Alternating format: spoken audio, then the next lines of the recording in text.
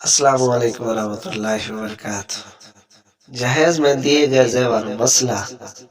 دولہے کے ماں باپ نے اپنی بہو کو زیورات دیتے وقت ملکیت عاریت کی صراحت کر دی تو حکم اس کے مطابق ہوگا، اور اگر اس کے صراحت نہیں کی تو شوہر کے خاندان کا رواج معتبر ہوگا۔ اگر رواج تملیکات کا ہے تو وہ بہو کی ملکیت ہوگے، اور اگر رواج ریت کا ہے تو وہ ریتی ہے۔ دولہے کے ماں باپ کی بالغ ہے، اور اگر کوئی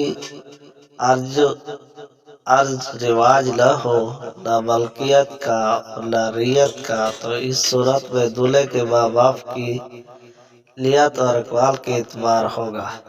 شادی کے موقع پر دولہے کے رشتہ داروں لے ہونے والے بہو کو جو تحفے تحائف دیے، اس میں عرف عام یہی ہے کہ وہ بہو کی ملکیت ہوتے ہیں، لہذا وہ دولہے کے ماں باپ یا اس کے رشتہ داروں کو یہ حق نہیں ہے کہ بہو سے ان کا واپسی کا اور زیورات جو بہو کو خالصتاً تحفے کے طور پر یعنی تحفہ کی صراحت کے ساتھ دیے گئے، شرعاً وہ بہو کی ملکیت ہے، انہیں واپس نہیں لیا جا سکتا۔